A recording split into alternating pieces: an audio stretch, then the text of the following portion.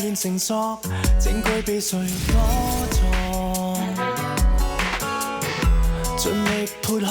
只得迷霧與煙幕。案再佈局疑案，線索被誰封鎖？查去層層揭破，流行裏仍確鑿。無論這天真相未來，天不會錯。黑夜面前要繼續期望，信我信再怎隱藏造作，仍能被識破。如若這天真相未來，也要走過一切的堅持，偶爾或無助，痛也要記得不要下沉，渡過這一刻無重播。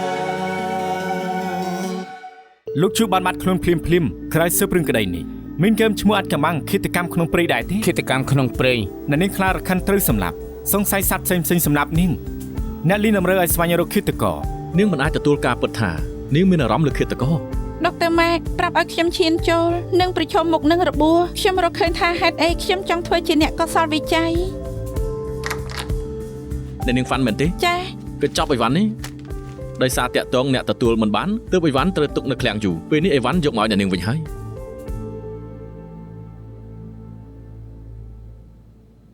កើតអីដែរទេ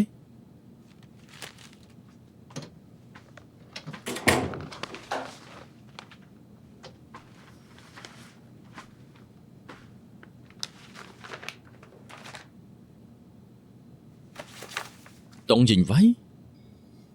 ខ្ញុំអត់បានផ្ញើទេប្រហែលជាគេជាអ្នកផ្ញើគេដាក់ខ្លួនគេជាអ្នកទទួលដាក់អ្នកផ្ញើជានាងរួមទាំងអាសយដ្ឋាន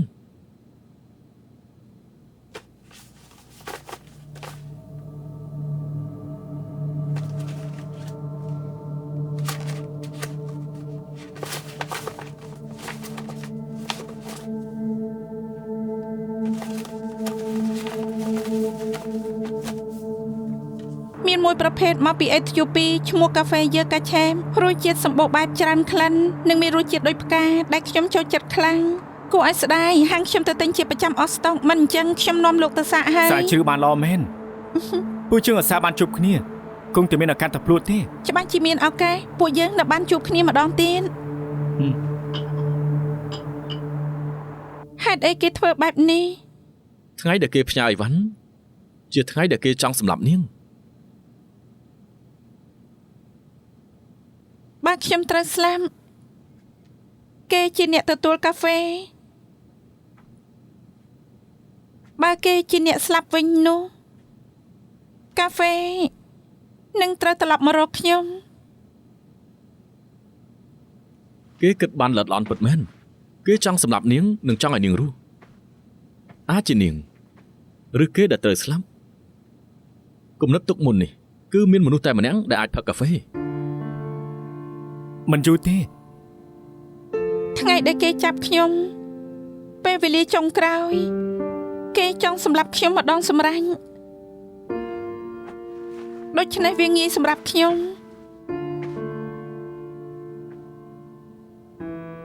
ទាយថានៅពេលនោះគេដឹងខ្លួនច្បាស់ថាគេចូលចិត្តខ្ញុំ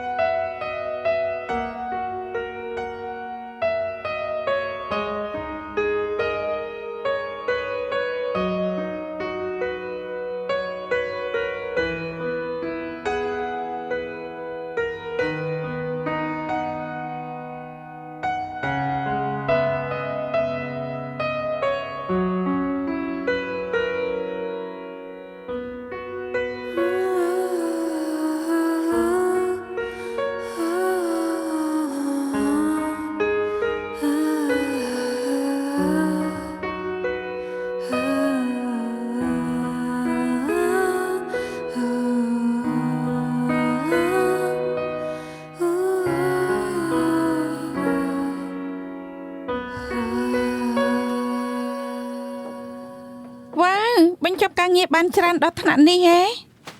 Dr. Fan ការងារច្រើនថ្នាក់នេះនៅសប្បាយចិត្តទៀតអត់ត្រូវឲ្យភ្លេចប្រាប់ម៉ាស៊ីនកាហ្វេនៅផ្ទះបាយខូចទៅហើយប្រហែលថ្ងៃនេះឆុងកាហ្វេមិនបាននោះទេ ហើយយ៉ាមិនអីទេពេលចង់ញ៉ាំខ្ញុំទៅទិញបាន សំណាងឲ្យ Dr. Fan មិនប្រើខ្ញុំទៅទិញអត់រំខាន Dr. ធ្វើការទេខ្ញុំទៅហើយ អូខេ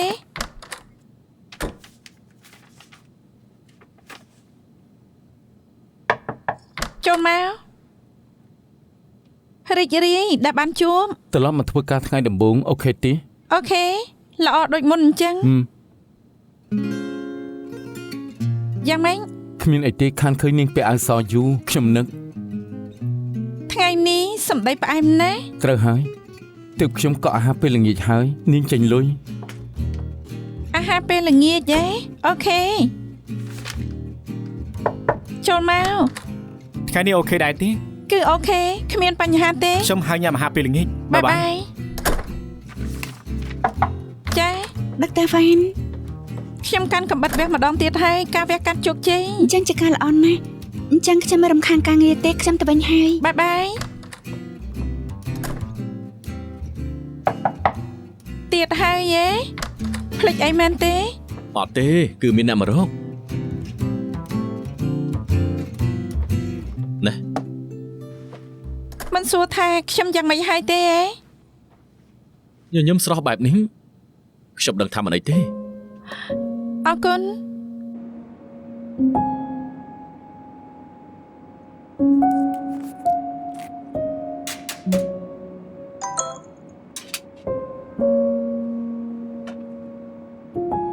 រ៉ូប៊ីអាចកាន់កាបិតវះកាត់ម្ដងទៀតហើយទុកចិត្តចុះការងារក្រៅម៉ោងសម្អាតស័ក្តិសមជាការងារមានអត្ថន័យខំធ្វើការឡើង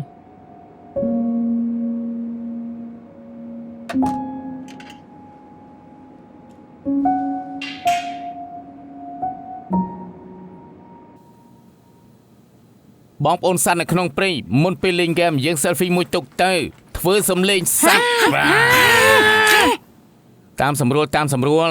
ថាយ៉ាល្អហើយដែលនាងមកអ្នកលេងម្នាក់ស្រាប់តែមិនបានមកបាននាងមកជួយបំពេញល្អមែនតាន มันជាបញ្ហាអ្វីទេខ្ញុំរីករាយណាស់ដែលបានមកលេងទីនេះ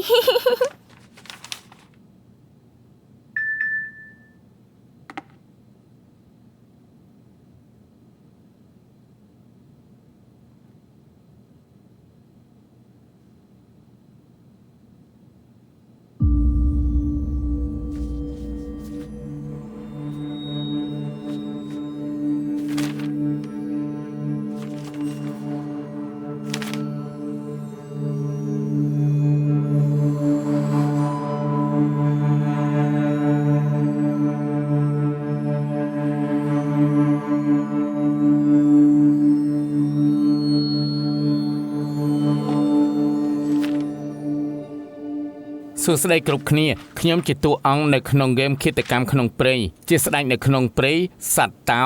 ស្វាគមន៍មកកាន់ព្រៃគ្រោះថ្នាក់ពោពេញទៅដោយអន្ទាក់ខ្ញុំជឿថាគ្រប់គ្នាបានអានប៉ារ៉ូលខ្លួនហើយហេតុអីក៏មិនណែនាំខ្លួនតែម្ដងទៅ សួស្តីគ្រប់គ្នាខ្ញុំជាសត្វដំរីខ្ញុំស្រឡាញ់គ្រួសារនៅក្នុងព្រៃមួយនេះខ្ញុំទទួលខុសត្រូវទទួលតាក់ទងពីសត្វខុសៗគ្នាខ្ញុំដូចជាអ្នកការទូតនៅក្នុងព្រៃយ៉ាងចឹងដែរ ខ្ញុំគឺតុនសាយខ្ញុំពូកែកណនីណាខ្ញុំមើលថែគណនីទីនេះប្រកាសថាគ្រប់ប៉ាក់ទទួលបានអាហារគ្រប់គ្រាន់ ខ្ញុំគឺជាកញ្ជ្រោងខ្ញុំមានពី3ប្រភេទនៅក្នុងព្រៃទើបខ្ញុំតាមសត្វដទៃពេលពួកគេកំពុងតែប្រមាញ់ចំណីណា ត្រាខ្ញុំជាកញ្ជ្រោងខ្ញុំមានពី3ប្រភេទក្នុងព្រៃតែខ្ញុំតាមសត្វដតីពេលពួកគេប្រមាញ់ចំណី ខ្ញុំគឺជាមឥឡូវព្រៃត្រូវដើរតាមសម័យកាលអំពីបច្ចេកវិទ្យាអាចមករកខ្ញុំបាន ខ្ញុំគឺជាជ្រូកតែខ្ញុំអត់ដឹងអីទេតែខ្ញុំអត់កប់ជិលទេខ្ញុំធ្វើការងារចម្លែកជុំវិញនេះ សួស្តីខ្ញុំគឺចចកខូខៅសាហាវព្រៃផ្សៃការរស់រាននៅក្នុងព្រៃឲ្យបានសុខសាន្តខ្ញុំមិនត្រូវការជំនួយទេ អ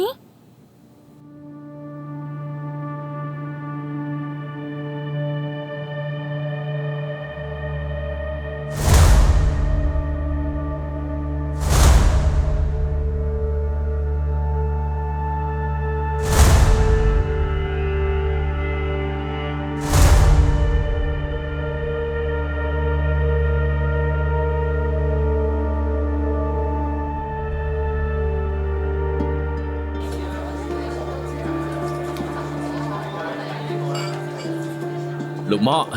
នេះជាថ្ងៃកំណើតលោកត្រូវតែសប្បាយជាមួយនឹងពួកយើង ត្រូវហើយត្រឹម2000សប្បាយគ្រប់គ្នាហើយ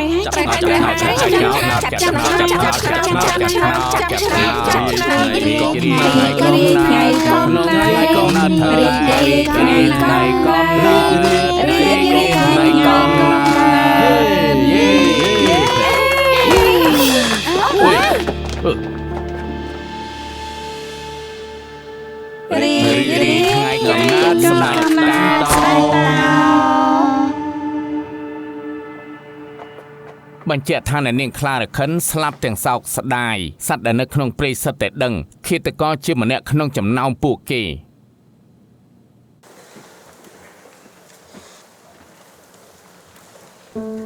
มันអាចថាចៃដន្យដល់ម្លឹងទេអេ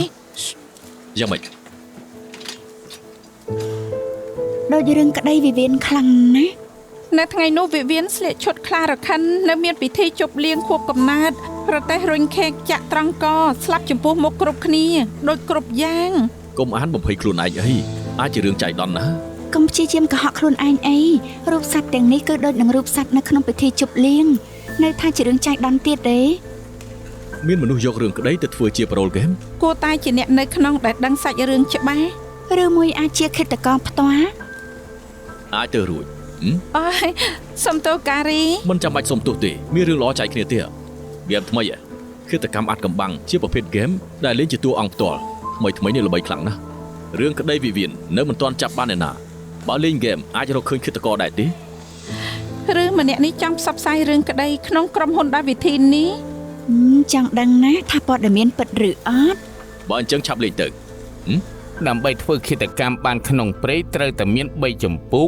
ក្រោយបញ្ចប់ចម្ពោះទី1យើងនឹងឲ្យចម្ពោះបន្ទាប់ឥឡូវនេះគ្រប់គ្នាអាចបើកប៉ារ៉ូលមើលនិងអានប៉ារ៉ូលនៅក្នុងចម្ពោះទី1រួចហើយត្រូវនិយាយម្ដងម្នាក់និងចាប់ផ្ដើមប្រមូលភស្តុតាងនៅជុំទី1គូសកាតភស្តុតាងដើម្បីស៊ើបអង្កេតនិងប្រមូលតម្រុយដើម្បីពិភាក្សាគ្នា ខ្ញុំដូចជាឆ្ងល់ថាផ្នែកសម្ងាត់នេះគេប្រើវារបៀបម៉េច គ្រប់តួអង្គទាំងអស់ត្រូវរក្សាការសម្ងាត់មួយវាអាចជាកូនសោជួយឲ្យផុតពីការសង្ស័យឬអាចចាត់ទុកជាភស្តុតាងអក្រិតកម្មផ្អែកលើដំណើរការគ្រប់គ្នាអាចនិយាយបានគ្រប់ពេលនៅពេលដដែលគ្រប់គ្នាអាចសរសេររាល់គ្រប់របាយការណ៍ឃាតករច្បាស់ជាព្យាយាមលាក់អត្តសញ្ញាណខ្លួន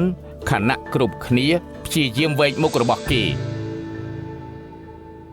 ហេតុការកើតឡើងគឺនៅម៉ោង 9:30 នាទីយប់ពេលនោះខ្ញុំកំពុងច្រៀងការ៉ាអូខេជាមួយនឹងសត្វស្កុង កាលនោះខ្ញុំកំពុងជីការ៉ុនហើយខ្ញុំបានជួបនឹងកញ្ជ្រោង ត្រូវហើយខ្ញុំនឹងទន្សាយនៅក្នុងសួនរហូតពួកយើងត្រឡប់ទៅកាត់នំវិញប្រហែលខ្ទង់ម៉ោង 10 ពេលនោះតោខ្លាហើយនៅខ្ញុំកំពុងទៅលេងបុកប៊ីយ៉ាសម្ពោចនឹងផេនខ្វីនអាចធ្វើជាសាកសីបានពេលនោះខ្ញុំស្វឹងហើយក៏គេងនៅលើសាឡុងទៅអ្នកដែលដើរកាន់សុទ្ធតែអាចមើលឃើញខ្ញុំ ពេលនោះខ្ញុំកំពុងតែនៅក្នុងបង្គន់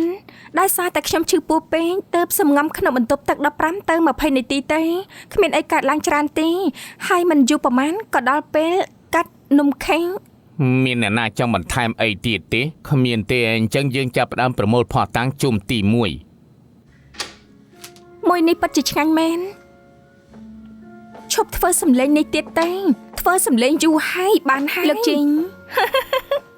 ប៉ាសឿ មានសំណួរចង់សួរឯង បាន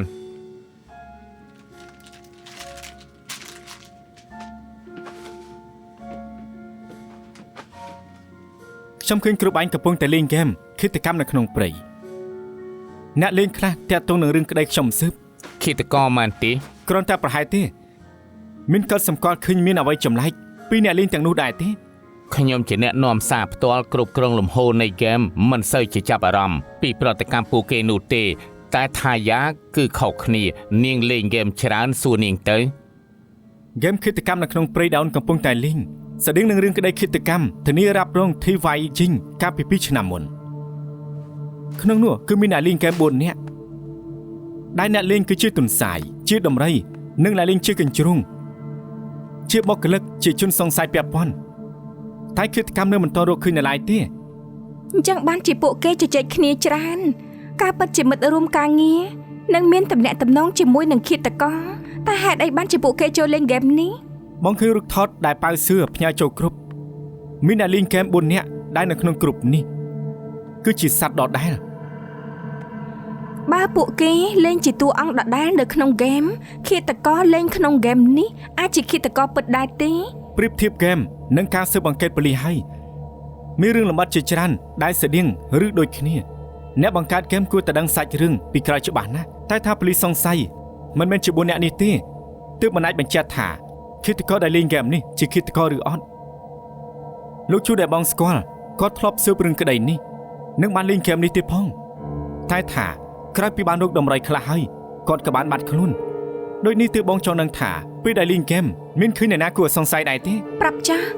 ដឹងតែថាខ្ញុំមិនមែនជាឃាតករបានហើយក្នុងប្រូហ្គេមបញ្ជាក់ច្បាស់ថាខ្ញុំតែណាត់ជួបអ្នកណាម្នាក់និងមិនតម្រូវឲ្យប្រាប់អ្នកណាអំពីរឿងនេះទេទើបនៅថ្ងៃនោះខ្ញុំដោះសារពេលកំពុងលេងហ្គេមតែថាខ្ញុំរៀងស្ទាក់ស្ទើររួចគ្រប់គ្នាក៏ចាប់ផ្ដើមចាប់កំហុសខ្ញុំ ការពិតទៅនៅក្នុងហ្គេមមានតួអង្គរបស់អូនមិនមែន អេកុំនិយាយអី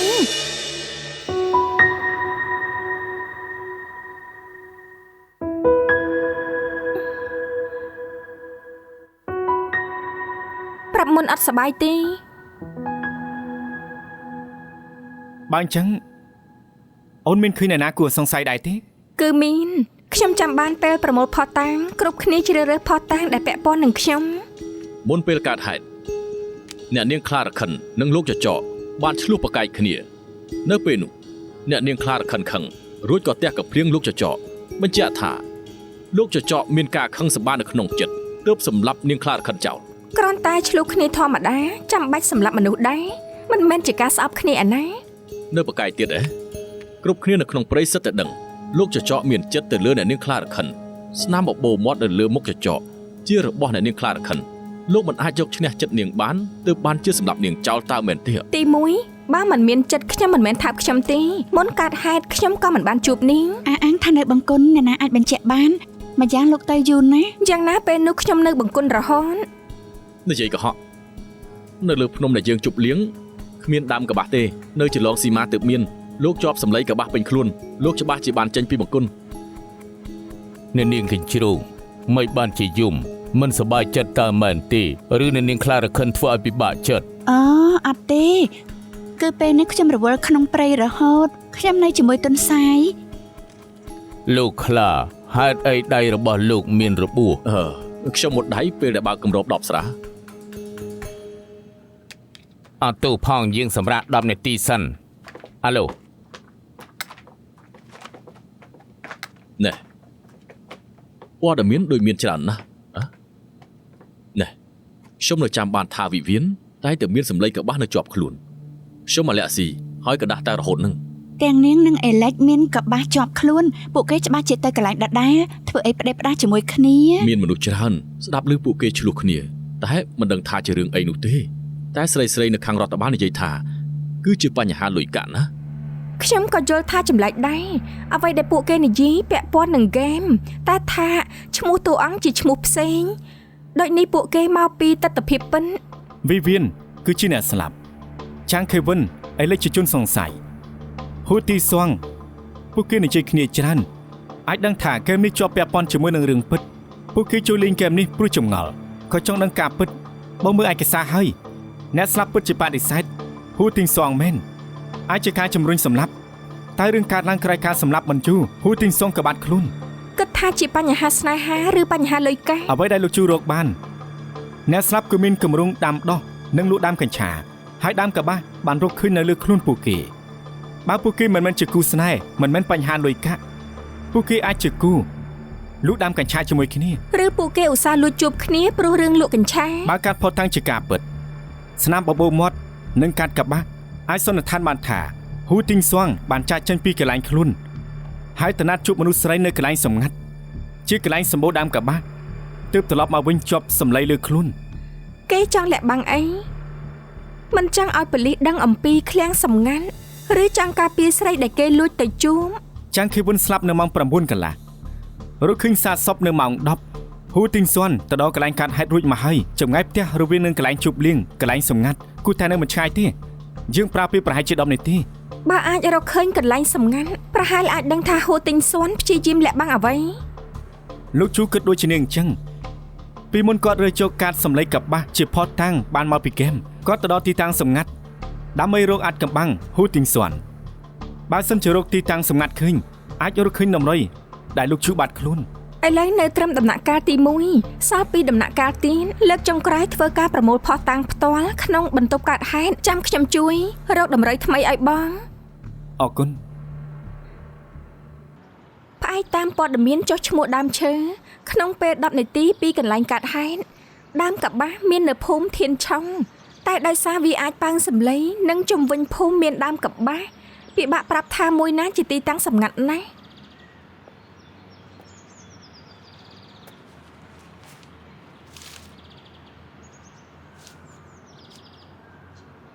ណែមកធ្វើស្អីដំណាំរបស់ខ្ញុំនឹងខ្ញុំជាប៉ូលីសលោកប៉ូលីសទេលោកជាអ្នកដាំវាមែនទេបាទ លោកដឹងថាដាំកញ្ឆាខុសច្បាប់ទេខ្ញុំអត់យកវាធ្វើអាជីវកម្មទេគឺខ្ញុំ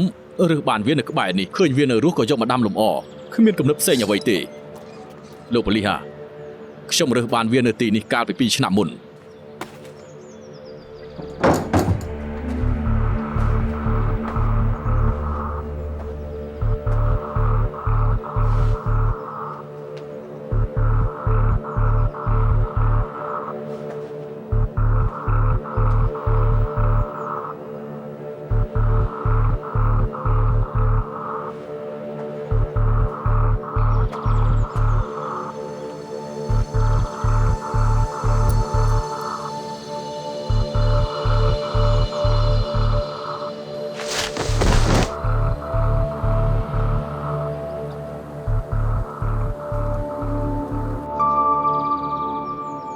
អំពូលបែកហើយ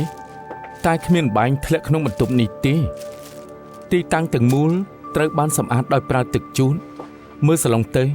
ជាហេតុមានស្នាមពណ៌សសារធាតុទឹកជូតបានជ្រៀតចូលយូរលូមីណុលបង្ហាញថាមានស្នាមឈាមការសន្និដ្ឋានឯងត្រូវហើយនៅទីនេះមានការប្រវាយបន្ទាប់គ្នានិងមានមនុស្សមកសម្អាតនៅទីនេះ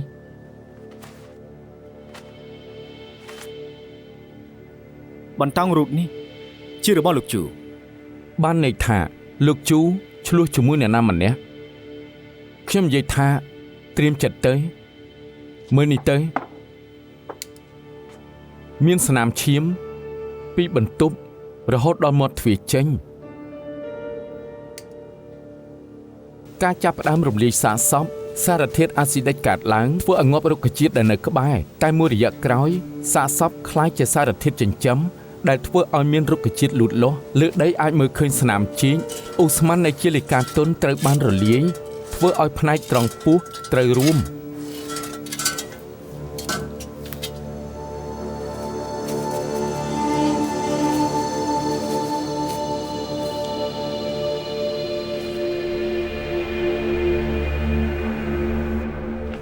លោកលីខ្ញុំចង់ដល់ច្បាប់ឈប់ចង់នៅស៊ើបរឿងក្តីនេះហ៎អ្នកស្លាប់មិនតររកឃើញអត្តសញ្ញាណតែខ្ញុំត្រៀមចិត្តរួចទៅហើយផ្នែកតាមរកភស្តុតាងដែលរកបាននេះគួរតែជារឿងក្តីឃាតកម្មរឿងដែលសំខាន់គឺត្រូវរករោងក្នុងផ្ទះនោះឃាតករអាចនឹងយកវាចេញក្នុងនោះច្បាស់ជាមានអ្វីច្បាស់ទេថាលោកចង់កាន់រឿងក្តីនេះបាទខ្ញុំនឹងរកការពិតឲ្យឃើញក្រុងឆ្អឹងដែលមានជាលិកាទុននៅមានសំណល់សរសៃពោនៅចុងនៃឆ្អឹងសន្លាក់ដែលគ្របដណ្ដប់ដោយ Periostem ជាលិកាទុនដែលមាននៅលើឆ្អឹងធម្មតាអាចនៅបាន5ឆ្នាំតែល្បឿននៃការរំលាយសំទទួលរងពីបរិស្ថានក្នុងសំណាក់ដីដែលប្រមូលបានពីអ្នកកសាលវិច័យរកឃើញមេរោគមីក្រូបនិងបាក់តេរីសាកសពកប់មិនជ្រៅហើយដីមានសភាពសែនកត្តាទាំងនេះរួមបញ្ចូលគ្នាអាចពន្លឿនការរំលាយសាកសពម្នាក់នេះអាចស្លាប់តិចជាងឬត្រឹម2ឆ្នាំឆ្អឹងត្រគាកនៅក្នុងទម្រង់ជារាងបេះដូងនិងផ្នែកខាងក្រោមជ្រៅផ្ទៃឆ្អឹងរដប់គួរតែជាមនុស្សប្រុសថ្ងាតំបន់គេខ្មាស់មានសភាពក្រើមនិងមានស្នាមខូចខាតឆ្អឹងខាងលើពោះមើលឃើញច្បាស់និងមានសញ្ញានៃការពុកឆ្អឹងនៅឆ្អឹងថ្ងាសអ្នកស្លាប់ប្រហែលជាអាយុ50ឆ្នាំ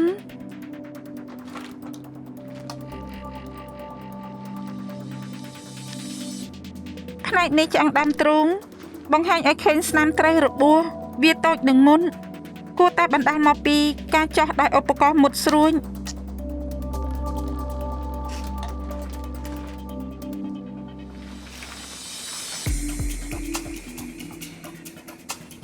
បញ្ជូនទៅខាងកសលវិច័យ អូខេ សំទោសភ្លាមមកអានខ្ញុំត្រូវថែមម៉ោងនៅសាលាគេអាចនឹងមកផ្ទះវិញយឺន មិនអីទេពួកខ្ញុំរងចាំបានខ្ញុំនឹងមិត្តកសោវិច័យនឹងយកសំណាក់ពីអានដើម្បីធ្វើ DNA នោះនឹងថាសាកសពនោះជាលោកជូឬមួយក៏អត់ ខ្ញុំយល់កន្លងមកខ្ញុំគិតថាគាត់គ្រោះថ្នាក់ពេលឡើងភ្នំមិននឹកស្មានថាគាត់ត្រូវសម្លាប់កន្លងមកនេះខ្ញុំរងចាំគាត់រហូតខោអាវគាត់ស្បែកជើងខ្នើយខ្ញុំរក្សាទុកកន្លែងដើមទាំងអស់គ្រប់យ៉ាងក្នុងបន្ទប់ធ្វើការខ្ញុំមិនបានប៉ះពាល់អ្វីទាំងអស់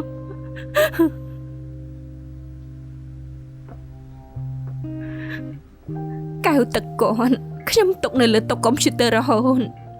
ខ្ញុំមានបំណងចាក់កាហ្វេឲ្យគាត់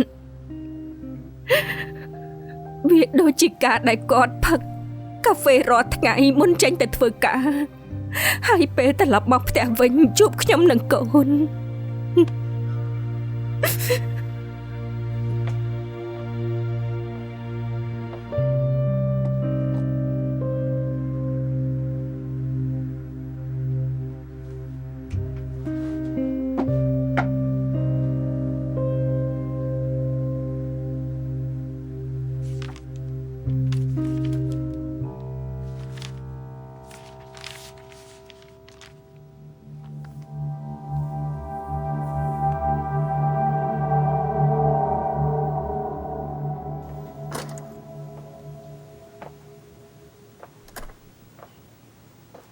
តែម្នាក់ឯងទេ ត្រូវហើយបងគេឲ្យលក់ទៀតហើយយេ ដូចរាល់រឿងអញ្ចឹង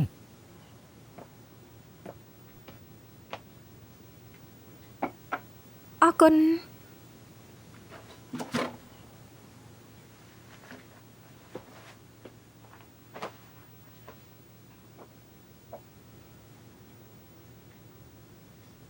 រឿងក្តីយ៉ាងម៉េចទៅហើយ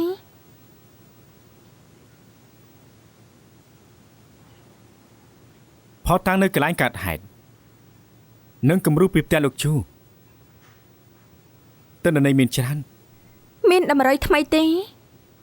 រកមករបាយការណ៍រូទ័រនៅទីតាំងសម្ងាត់មានរបស់ហ៊ូទីងស៊ុនតាមការបង្ហាញនៅកន្លែងកើតហេតុទូរស័ព្ទហ៊ូទីងស៊ុនបានភ្ជាប់ Wi-Fi នៅកន្លែងសម្ងាត់គេបិទអ៊ីនធឺណិតមុន15នាទីរកឃើញសារសពចាងខេវិនគេច្បាស់ជាមានអ្វីលាក់បាំងចាច់ជឿមិនខាននោះទេ ហ្គេមនោះច្បាស់ជាមានអ្វីមួយយ៉ាង ចាំមើលរបាយការណ៍សិនថាចឹងជាចឹងលោកជូឬមួយក៏អត់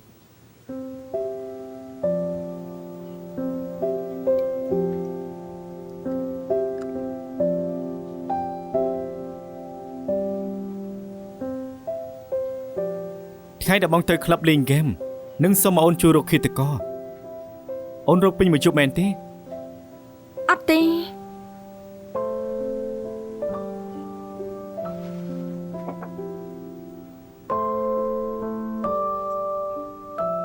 ពេលបងចូលធ្វើប៉ូលីសដំបងលោកជួបបង្រៀនជំនាញសួរចម្លើយដល់បងគ្រប់ពេលដែលចូលសួរចម្លើយគាត់តែងតែដាក់ទឹកនៅមុខជនសង្ស័យបើមិននោះនិយាយកុហកឬចង់លាក់បាំងអ្វីនោះគេនឹងស្រវាតទឹកផឹកជាមិនខាន ទី1ខ្ញុំមិនមែនជាជនសង្ស័យទី2ដោយសារខ្ញុំស្រេកតឹង អ្នកជំនាញនិយាយថាក្រោមការមានសម្ពាធប្រព័ន្ធសរសៃប្រសាទនឹងកាត់បន្ថយការបញ្ចេញទឹកមាត់នាំឲ្យមានការស្រែកទឹកលោកជួក៏បាននិយាយដែរថាគឺជាការលៀបពីកុហក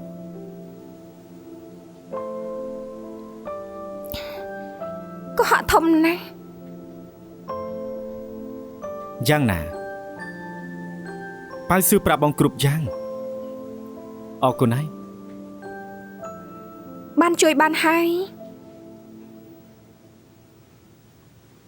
លោកជួគាត់ថាថ្នាក់លើតែងតែគិតគូរណាស់ចូលធ្វើប៉ូលីសដំបងគាត់មកដឹកបងរាប់ព្រឹក រលឹកទៅដល់ចំណតឡានមានកន្លែងចតទំនេរច្រើនតែគាត់អត់ចតទេបែរជាទៅចតនៅឆ្ងាយពួកយើងត្រូវដើរឆ្ងាយតម្រាំទៅដល់ច្រកចូលថ្ងៃមួយបងដាច់ចិត្តសួរគាត់ហេតុអីគាត់ទៅចតឆ្ងាយម្ល៉េះគាត់ថាពួកយើងមកពីព្រឹកដើរបន្តិចក៏មិនខាត់ម៉ោងដែរទុកកន្លែងទំនេរឲ្យអ្នកផ្សេងគេមកយឺតបងរៀនច្រើនពីគាត់ណាស់រៀនធ្វើជាប៉ូលីសល្អរៀនធ្វើជាបរិសុទ្ធនិងរៀនមើលមនុស្សផងដែរ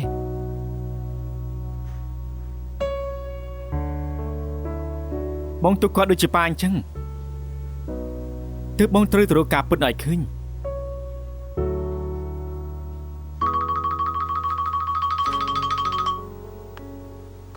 អាឡូលោកអ៊ីបាទអរគុណហើយមានរឿងអីលទ្ធផលចេញមកហើយ DNA អ្នកទាំងពីរមិនត្រូវគ្នាទេ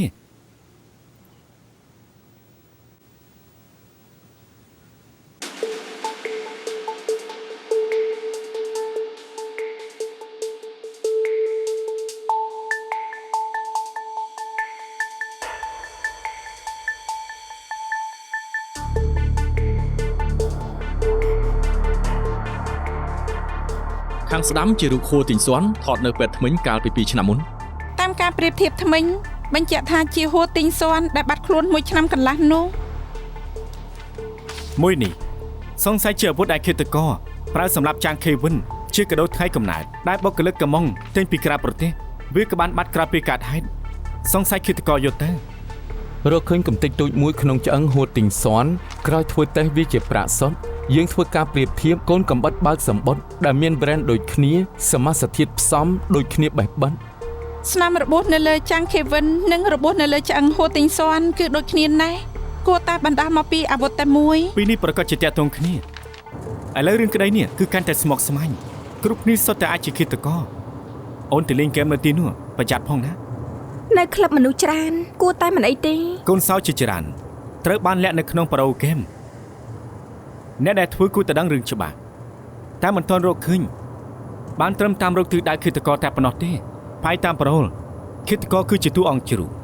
ខែដែលចាំងខេវិនត្រូវសម្លាប់អតីតបុគ្គលិកវ៉ៃឈីហ្វឹងធ្វើជាតួអង្គជ្រូកគេអាចជាអ្នកកំណត់ទម្រង់ដើមក្រោយកាត់ហេតុមិនជួបប្រមាណវ៉ៃឈីហ្វឹងក៏បានលាឈប់បងឲ្យក្រុមទៅរកកន្លែងដែលគេស្នាក់នៅហើយសង្ឃឹមទៅរកគេឃើញមានអ្វីខ្ញុំជួយបានទេពេលទៅដល់ក្លឹបខ្លប់មើល4នាក់នោះនិយាយអ្វីខ្លះពីការពិតនៅខាងក្រៅដឹងទេបាន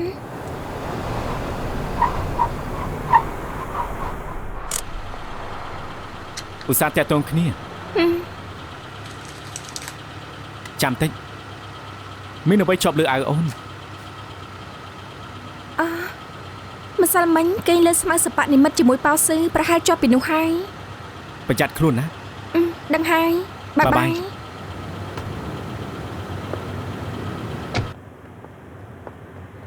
លោកប៉ប៉េអូល្អហើយដែលបានជួបនាងខ្ញុំមិនស្គាល់ផ្លូវទេនៅតាមនេះតាមខ្ញុំមកអូអរគុណហើយ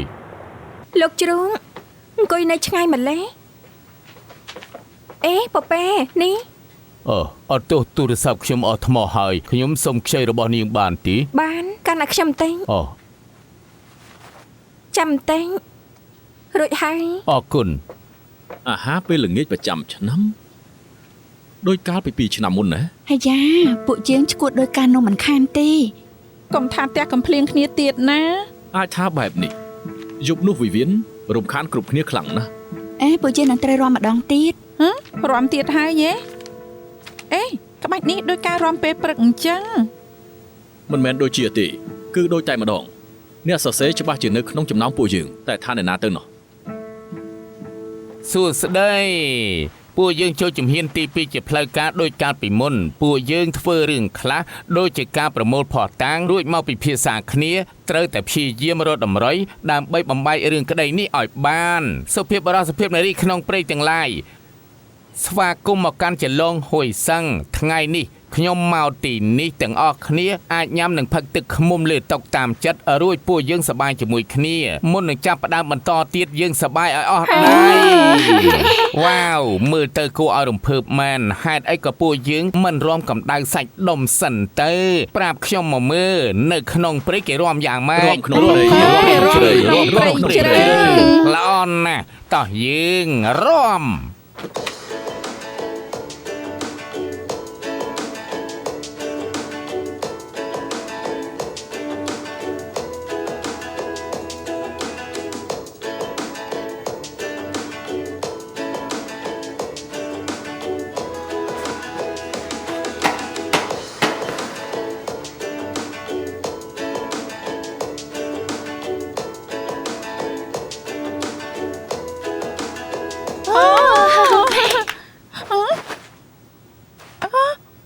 នាងត្រូវយកចិត្តទុកដាក់បន្តិចនេះជាការរាំសម្រាប់ការបូជាបើរាំមិនបានល្អឆ្នាំក្រោយនឹងមានផលអាក្រក់ដល់ព្រៃទាំងមូលនៅមានទៀតនៅរដូវកាលមុននាងឲ្យក៏រត់តែ 50000 ប៉ុណ្ណោះបើនៅតែបន្តទៀតនាងនឹងត្រូវប្រគល់ខ្លួនម្ដងហើយអញ្ចឹងខំប្រឹងបន្តិចទៅយល់ទេ ចាអ្នកនាងខ្លារខិន អេពេលនេះរកុលការផ្ទះកំភ្លៀងទៅបន្តគ្នាចាំទុកនៅក្នុងចិត្តរដូវរងាឆ្នាំក្រោយរកអាហារឲ្យបានច្រើន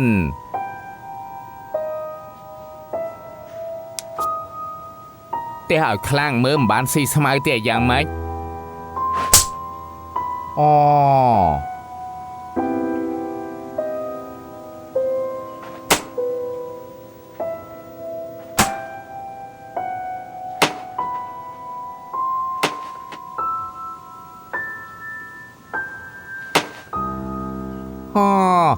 ធ្វើបានល្អណាស់បងវិលមកជុំហើយវាយម្ដងទៀតទៅ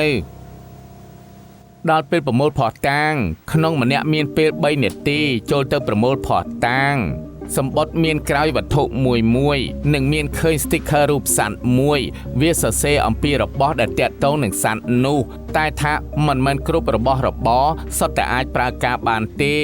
នៅក្នុងបន្ទប់មានទុកកាមេរ៉ាថតមួយគ្រឿងអាចថតរូបលើវត្ថុដែលរកបាននិងគិតថាមានប្រយោជន៍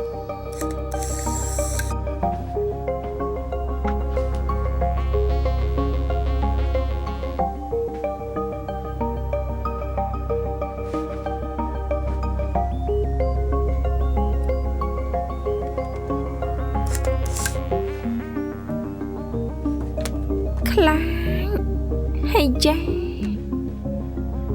ម៉ែវឯងមិនជាគូប្រជែងរបស់ខ្ញុំទេអាចកំបាំងទាំងអស់របស់ឯងនៅក្នុងដៃខ្ញុំមុនខ្ញុំបញ្ជូនទៅតើឯងចាកចេញពីព្រៃឬមួយចង់នៅទីនេះធ្វើជាអ្នកបម្រើខ្ញុំ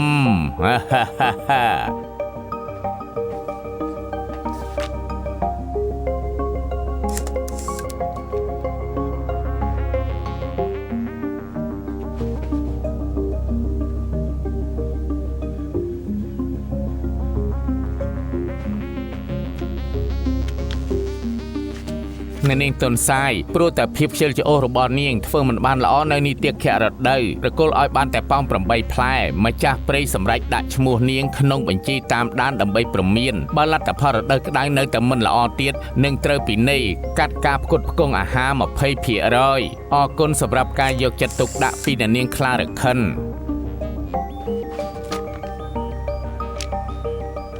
គណៈកម្មការព្រៃខាងលើក្តៅខាងក្រោមត្រជាក់សម្ពាធការងាររយៈពេលយូរនាំឲ្យខ្វះឈាមរាំងស្ទះការលូតលាស់នៃសក់និងជ្រុះសក់ព្រោះតែ stress ស្នើសុំដំរីកាត់បន្ថយធ្វើការនិងនៅផ្ទះសម្រាក2សប្តាហ៍ លោកជ្រូកការរៀបចំរចនាសម្ព័ន្ធព្រៃឈើកិច្ចសន្យាការងារនឹងបញ្ចប់នៅខែក្រោយពួកយើងពិតជាសោកស្ដាយតាមច្បាប់ក្នុងព្រៃមួយខែនឹងទទួលបានផ្លែប៉ោមមួយដើម្បីជាការដាស់តឿនអរគុណសម្រាប់ការងាររៀបចំព្រៃសូមឲ្យមានសំណាងល្អអ្នកនាងខ្លារខិនប្រធាននាយកដ្ឋាន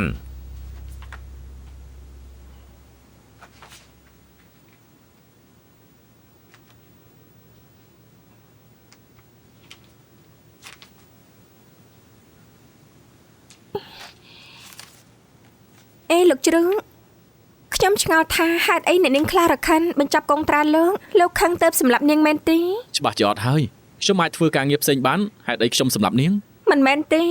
តាមអាយុលោកចង់រកការងារថ្មីក្នុងព្រៃពិបាកណាស់ លោកចង់បានការងារមួយថិតថេរតែអ្នកនាងខ្លារខិនចុចឈ្មោះលោកដេញចេញនៅអត់ខាងនាងទៀតទេ